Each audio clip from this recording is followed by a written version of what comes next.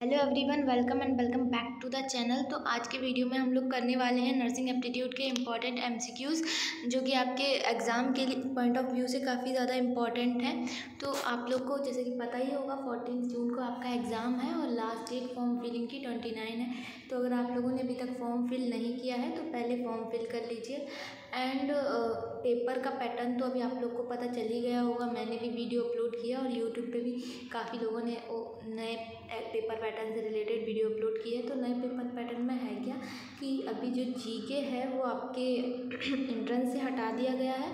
आपका English 40 marks का आ रहा है और दूसरी बात ये है कि पेपर जो है वो आपका दोनों लैंग्वेज में आ रहा है, हिंदी और इंग्लिश, और पेपर पूरा 200 मार्क्स का आ रहा है, नेगेटिव मार्किंग नहीं है पेपर में। तो अभी हम चलते हैं क्वेश्चंस की ओर। तो हमारा पहला क्वेश्चन है full form of PPE kit. तो जो पीपीई किट होती है जो डॉक्टर्स पहनते हैं सर्जरी के दौरान, या फिर कोई भी अगर इन्फेक्शियस केस है तो वो पहनते हैं, तो उस पीपीई किट का क्या फुल फॉर्म होता है? तो उसका फुल फॉर्म होता है पर्सनल प्रोटेक्टिव इक्विपमेंट। मतलब पीपीई किट इसलिए पहनी जाती है जिससे जो भी हेल्थ केयर वर्कर है, डॉक्टर है या नर्स है, वो अगर पेशेंट का उस टाइम पे ट्रीटमेंट कर रहा है जो कि किसी भी इन्फेक्शियस डिसीज़ से, सपोज कीजिए कोरोना से इन्फेक्टेड है, तो वो उस डॉक्टर को ना हो या फिर उस हेल्थ केयर वर्कर को ना हो। नेक्स्ट क्वेश्चन है आपका फुल फॉर्म ऑफ सीपीआर। तो सीपीआर क्या होता है? सीपीआर का फुल फॉर्म होता है कार्डियोपल्मोनरी रिसस्किटेशन। तो सीपीआर हम मेनली उन पेशेंट्स को देते हैं जो कि अनकॉन्शियस पेशेंट होते हैं या फिर जिनमें लॉस ऑफ ब्रीथ, हमें लगता है कि उनमें ब्रीथ वो नहीं कर पा रहे हैं, कोई प्रॉब्लम है, तो ऐसे पेशेंट्स को हम सीपीआर देते हैं जिससे कि उनका जो ब्रीथ पैटर्न है वो नॉर्मल हो जाए। नेक्स्ट क्वेश्चन है हमारा फुल फॉर्म ऑफ एईडी। तो एईडी का फुल फॉर्म क्या होता है? एईडी का फुल फॉर्म होता है ऑटोमेटेड एक्सटर्नल डिफिब्रिलेटर। तो आप लोगों ने देखा होगा सीपीआर के टाइम पे ही हम जब सीपीआर बार बार देने पे भी किसी पेशेंट को मतलब वो होश में नहीं आ रहा है, तो उस टाइम पे हम एक इलेक्ट्रिक डिवाइस का यूज़ करते हैं। उसमें जो आपने देखा होगा मूवीज़ वगैरह में एक प्रेस जैसी कोई चीज़ होती है जिसको आप चेस्ट पे प्रेस करते हैं, जो इलेक्ट्रिक करंट जनरेट करता है, जिससे कि क्या होता है कि आपका जो हार्ट है वो नॉर्मल स्टेज में आ जाए, वो वापस से अच्छे से बीट करने लगे। तो उसके लिए हम एक्सटर्नल डिफिब्रिलेटर का यूज़ करते हैं। नेक्स्ट क्वेश्चन है आपका N95 सिग्निफाइज। मतलब N95 मास्क का क्या यूज़ होता है और ये कैसे काम करता है? तो इसके लिए आपका आंसर हो जाएगा it filters at least 95% of airborne particles. ये जो N95 मास्क होता है ये 95% तक एयरबॉर्न पार्टिकल्स जो होते हैं उनको फ़िल्टर करता है, एक्सेप्ट 5% को नहीं कर पाता है, ये कुछ 5% में आते हैं, बाकी ये 95% एयरबॉर्न पार्टिकल्स को फिल्टर कर देता है। नेक्स्ट क्वेश्चन है a restriction on the movement of people, animals and goods which is intended to prevent the spread of disease और pest is commonly known as. तो एक मूवमेंट पे मतलब एक रेस्ट्रिक्शन जो कि लोगों के मूवमेंट पे, एनिमल्स पे और चीज़ों के इधर उधर होने पे लगाया जाता है। किस वजह से? जब कोई डिसीज़ फैल जाती है किसी पेस्ट से, तो उस स्टेज को क्या कहते हैं? तो हम उसे कहते हैं क्वारंटाइन। क्वारंटाइन कब यूज़ करते हैं? जब हमें पता नहीं होता है कि कोई इन्फेक्टेड है या नहीं, बस हम क्वारंटाइन कर देते हैं, लोगों को उस जगह से अलग कर देते हैं, एक अलग पर्टिकुलर एरिया में रखते हैं, जिससे कि अगर वो लोग इन्फेक्टेड हैं तो उनका इन्फेक्शन दूसरे को ना हो। लेकिन आइसोलेशन में क्या होता है, हमें पता होता है कि वो इंसान जो है वो पहले से इन्फेक्टेड है, इसलिए हम उसको आइसोलेट कर रहे हैं। और क्वारंटाइन में हमें पता नहीं होता है कि वो इन्फेक्टेड है या नहीं, बस हम प्रिकॉशन के लिए उसको अलग कर देते हैं। सो नेक्स्ट क्वेश्चन है आपका the biological substance that pose a threat to the health of living organism, primarily that of humans, are commonly referred to as.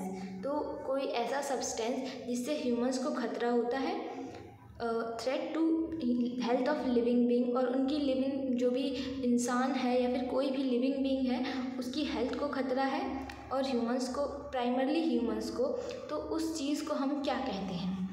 इसके लिए आपके ऑप्शंस हैं bio waste, sewage, effluents and bio hazard. तो इसके लिए आपका आंसर हो जाएगा बायो हजार्ड। देखिए, क्योंकि बायो हजार्ड हम मेनली यहाँ पे इसलिए यूज़ कर रहे हैं क्योंकि उसमें पहले से आपसे बोल रखा है कि थ्रेट, मतलब अब जैसे बायो वेस्ट हो गया तो बायो वेस्ट से किसी को खतरा नहीं होता।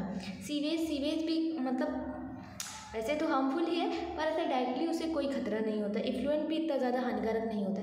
लेकिन जो बायो हजार्ड है, इसमें जैसे कि आपका कोई भी ऐसा सब्सटेंस आता है जिससे ह्यूमन को नुकसान हो सकता है, थोड़ा खतरनाक हो सकता है, तो उसको हम बोलते हैं बायो हजार्ड। ये बायो हजार्ड मेनली आपको कहाँ पे मिलेगा? जो डस्टबिन्स होते हैं ना, उन पे ये सिंबल बना होता है, मतलब वो बायो हजार्ड होते हैं। नेक्स्ट क्वेश्चन है आपका which comes under the category of bio hazard. तो इनमें से जो ऑप्शंस हैं उनमें से कौन सा है जो बायो हजार्ड की कैटेगरी में आता है? सो ऑप्शन ए है आपका infected human blood and blood products, infected human body fluids, microbiological waste and sharp waste, all of the above. तो बायो हजार्ड में ये सभी आते हैं, तो इसके लिए आपका आंसर हो जाएगा ऑल ऑफ द एबव। अब जैसे इन्फेक्टेड ह्यूमन ब्लड है या फिर ब्लड का कोई प्रोडक्ट है, अगर वो किसी के कांटेक्ट में आएगा तो उसको भी वो बीमारी हो सकती है, वो भी इन्फेक्टेड हो सकता है जो भी कांटेक्ट में आ रहा है। अब इन्फेक्टेड बॉडी फ्लूइड जैसे कि आपका ब्लड हो गया, प्लाज्मा हो गया या फिर कोई पस हो गया, तो ये चीज़ें अगर किसी के कांटेक्ट में आएंगी तो वो भी इन्फेक्टेड हो सकता है। दूसरी चीज़ माइक्रोबायोलॉजिकल वेस्ट या साफ वेस्ट, जैसे कि सर्जिकल कोई प्रोसीजर हुआ है, मान लीजिए किसी का ऑपरेशन हुआ है, वहाँ जो ब्लड यूज़ हुआ है वो अगर किसी के कांटेक्ट में आएगा तो उसको भी तो इन्फेक्शन हो सकता है। तो ये सारी चीज़ें किस में आती हैं? बायो हजार्ड में। नेक्स्ट क्वेश्चन है आपका which do not fall under the category of harmful radiation to humans. तो इनमें से कौन सी रेडिएशन है, कौन सी जो रेज है वो ह्यूमन के लिए हार्मफुल रेडिएशन की कैटेगरी में नहीं आती है? ऑप्शन ए है gamma rays, radio active radiation, X rays और विजिबल रेज। तो इसके लिए आपका आंसर हो जाएगा विजिबल रेज, क्योंकि जो गामा रेज हैं, रेडियो एक्टिव रेज हैं और एक्स रेज हैं, ये सारी ही हार्मफुल होती हैं ह्यूमन के लिए। नेक्स्ट क्वेश्चन है आपका नेक्स्ट क्वेश्चन है आपका which colour coded bag is use to dispose of the syringes, gloves and catheters. तो ये मैं आपको पहले भी वो जो BMW वाली वीडियो थी उसमें बता चुकी हूँ, बायोमेडिकल वेस्ट मैनेजमेंट की कौन सा डस्टबिन किस चीज़ के लिए यूज़ किया जाता है। तो इसके लिए आपका ऑप्शन ए है red bag, black bag, yellow bag and green bag. तो जो हम सिरिंजेस होते हैं, ग्लव्स होते हैं, कैथेटर होते हैं, उन सबको डिस्पोज करने के लिए रेड बैग का यूज़ करते हैं। और ये सारे पहले से ही डिसाइडेड हैं कि आपको कौन सा जो भी वेस्ट है वो किस डस्टबिन में डालना है, आप अपने हिसाब से इसको चेंज नहीं कर सकते हैं, और ये हर जगह वही सेम फॉलो होता है।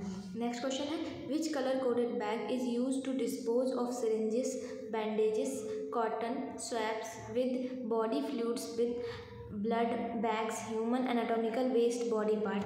तो अभी नेक्स्ट क्वेश्चन है आपका, इसमें जैसे ड्रेसिंग में जो भी बैंडेज यूज़ करते हैं, कोई भी कॉटन स्वैप हो गया जिसमें कोई बॉडी फ्लूइड लगा है, ब्लड बैग है और ह्यूमन बॉडी का कोई पार्ट है, तो उसको हम किस डस्टबिन में यानी कि किस बैग में हम फेंकेंगे या फिर डिस्पोज करेंगे?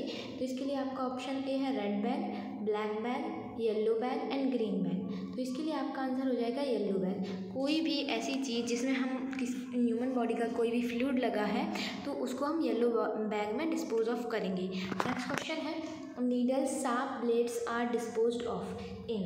मतलब नीडल्स हो गए, शार्प ब्लेड्स हो गए, इनको हम किस चीज़ में डिस्पोज ऑफ करेंगे? तो इसके लिए आपका ऑप्शन ए है red bag, white PPC, yellow bag and green bag. तो इसके लिए आपका आंसर हो जाएगा वाइट PPC यानी कि वाइट पंचर प्रूफ कंटेनर। तो पंचर प्रूफ कंटेनर में हम नीडल्स, शार्प ब्लेड्स डिस्पोज करते हैं जिससे कि वो बाहर ना निकले और किसी को चुभे ना।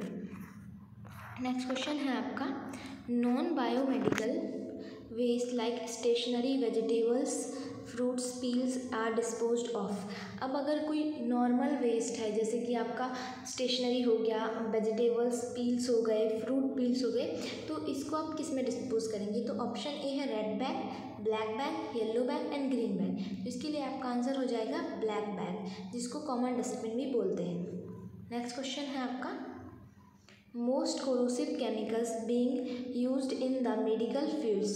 तो कोरोसिव का मतलब क्या होता है, मैंने आपको बताया था पिछले वीडियो में, जिसमें मैंने आपको साइन एंड सिंबल्स बताए थे कि कोई ऐसा सब्सटेंस जो बॉडी में पड़ते ही वो चीज़ जो है वहीं से पिघल जाती है या फिर कट जाती है, तो ऐसे सब्सटेंस को हम कोरोसिव सब्सटेंस कहते हैं।